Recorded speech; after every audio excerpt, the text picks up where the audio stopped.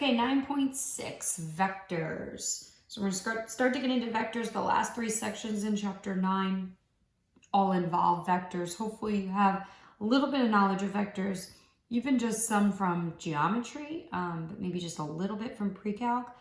Although basically today's lesson has almost no calculus in it. I don't even think it has, no calculus in this one. So this will be good even if you don't know anything about vectors really. But hopefully you remember from geometry, vectors have 2 parts, magnitude and direction. So when you talk about a number, a scalar, so we'll start to see that word scalar just to differentiate between a scalar quantity versus a vector.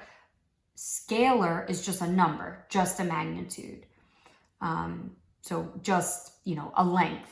Whereas a vector, there's a length and a direction in which the vector is pointing or indicating movement.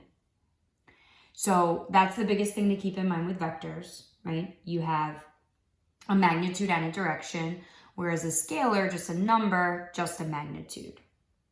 We drew vectors in geometry, so I know you know what they look like, but they have initial points, right, and terminal points. So this vector has an initial point of 1, 1, and it has a terminal point at 4, 2, and we draw the arrowhead on there to indicate that direction. So it has a certain length. We'll talk about how to find that length. It has a specific direction, right? It's pointing this way as opposed to that way. But equal vectors would look exactly the same. They'd have the same magnitude and direction, but where they start and stop would just differ. So I can draw this same vector anywhere, right? It's all about the change from the initial point to the terminal point. I went up 1 and right 3. So I could draw an initial point anywhere. I go up 1, right 3, and there's that exact same vector, just in a new location. So equal vectors have the same direction and magnitude. It's just where they start and stop that differs. How do I find magnitude, right? So these vectors, like we just said, maybe they're, how much do they change in the x direction? 3. How much did they change in the y direction? So vector 3, 1, how do I find the magnitude? And let's talk a little bit about how we write it and everything, right? So vector v, notice it's like a ray, but you only really do the top half of the arrowhead, right? So this would be vector v. The other way, just so you're aware, to indicate a vector is to bold the letter. So technically, if I just like bolded this, you can't really bold in writing, right? So that's why you need the arrowhead to indicate a vector in writing. But just so you're aware, if you see it in a textbook, some textbooks will just bold the letter. Notice it's not parentheses because we want to differentiate it from just being a point. If I do parentheses like this, that's the point 3, 1, right? That's a point. This is a point. This is a vector. So you have that difference in notation with the pointy parentheses. I don't really know what else to call them. Right, to indicate that that's a vector. It has a direction and a magnitude, okay? How do I find the magnitude? So how do I find the magnitude of a vector, right? I'm gonna take the square root and square the components. So 3 squared plus 1 squared. So this would be 9 plus 1. So this vector has a magnitude of root 10. Pretty straightforward.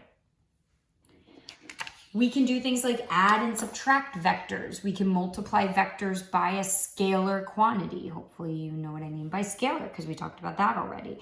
So if I gave you these 2 vectors, vector A, 2, 1, and vector B, 2, 3, and I said, okay, tell me what A plus B is. It's pretty straightforward. Add your X components, add your Y components.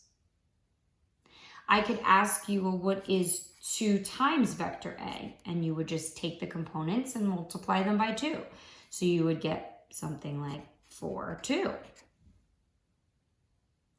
I could say take vector A and subtract vector B. I'd get 0, negative 2. You're just playing around with those components, performing that operation. But what that looks like graphically, okay, so if I take my vector A, and again, I could draw that vector anywhere, so I'll start it at the origin. So 2 to the right and 1 up. So here's vector A. Now, if I want to add vector B to that, what I want to do is I want to start at the terminal point of A and then go 2 to the right and 3 up. So that would be how I would add. So this is A, this is B, drawing it at that terminal point of A. So if I were to go from the origin to where B is, that would be the vector A plus B. Kind of cool, huh? Okay, so that's adding and subtracting. Position vectors. A position vector just means that its initial point is at the origin. So initial point at the origin. So if you take a look, the way that I drew vector A here is drawn as a position vector. I could take any vector and make it a position vector by just relocating it so that the initial point is at the origin. So a position vector would have an initial point at the origin. 0 vector is pretty self-explanatory. It has 0 as its components. And so because you don't really draw it, there's not really anything there. It really has any direction. It doesn't really have a specific direction because of the nature of its components. Unit vectors. So I'm not sure how much you know about a unit vector, but a unit vector has a magnitude of 1. So that's the important part for a unit vector. So if I gave you a vector, it might have a magnitude other than 1, and it has a certain direction, but I can produce a unit vector in that same direction. So for example, if I gave you a vector, let's just say vector C, okay, and the components for vector C were 9, negative 3. So I could find the magnitude for that vector, right? And let me show you notation on that. So almost looks like double absolute value bars is magnitude.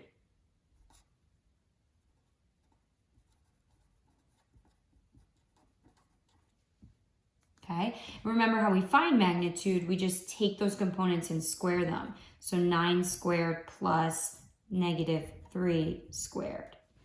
So we can get the square root of 81 plus 9, so we get the square root of 90. I can simplify that if you want to, not really necessary, but what, 3 root 10? So that's the magnitude of vector C. So obviously vector C is not itself a unit vector because it has a magnitude of 3 root 10, not of 1.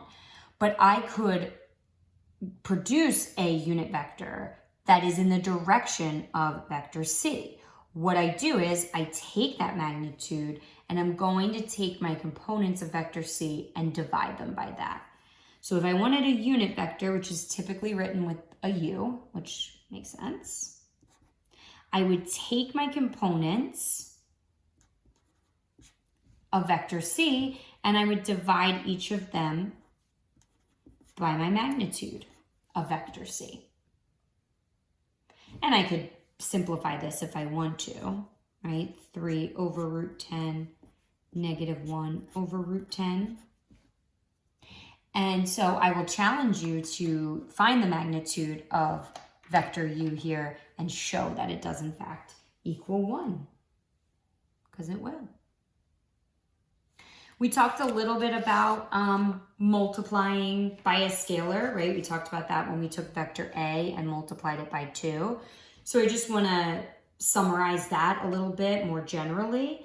And then we'll also talk about the dot product. So there's a couple of ways that you can discuss multiplying for vectors. You can multiply by a scalar. You can find the dot product. You could also find the cross product. We'll save cross product for multivariable. So we'll do it maybe as one of our projects at the end of the year, but it's a little bit more involved. Dot product is pretty straightforward, so I think it's best that you see it once here because it's helpful, although not really necessary for the AP exam. So just again, to summarize multiplying by a scalar, so if I take, so vector V has components X and Y, and then I'm going to take C as a scalar. So remember what that means. It's just a number. It doesn't have direction associated with it. It's just a number, a numerical value.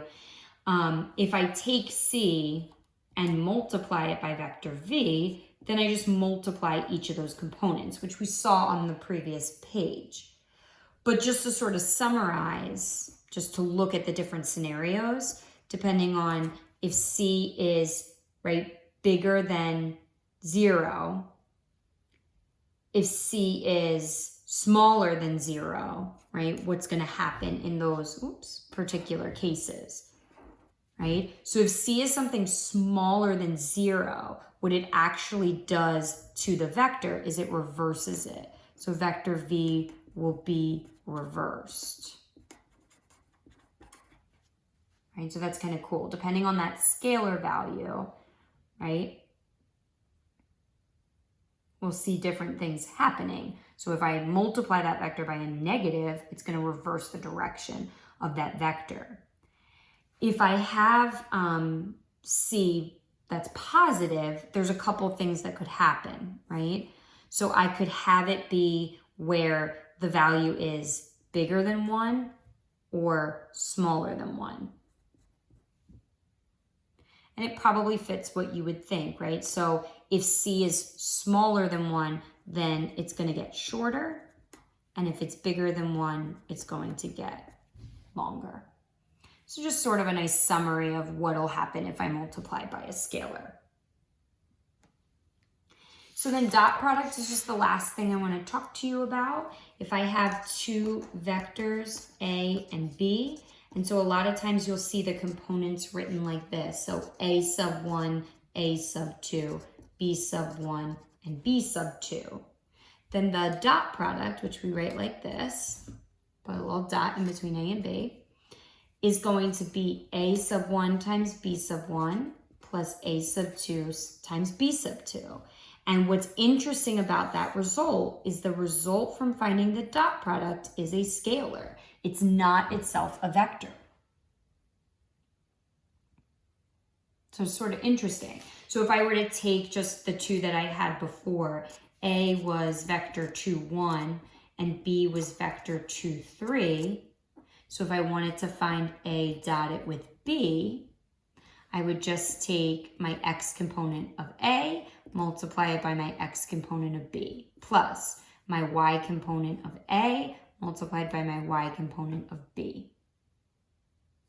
So what would I get? 4 plus 3, so 7. Another way to find dot product, so it's just another equivalent formula, but just slightly different in terms of what it involves. You would take the magnitude of A, multiply it by the magnitude of B, and multiply it by cosine theta, where theta is the angle between A and B. So that's just sort of helpful to think about because it shows you that dot product can kind of indicate how A and B are moving with respect to each other. So are they going in the same direction? And a lot of that can depend on the angle between them. So we'll kind of touch back on that in one of our videos later on.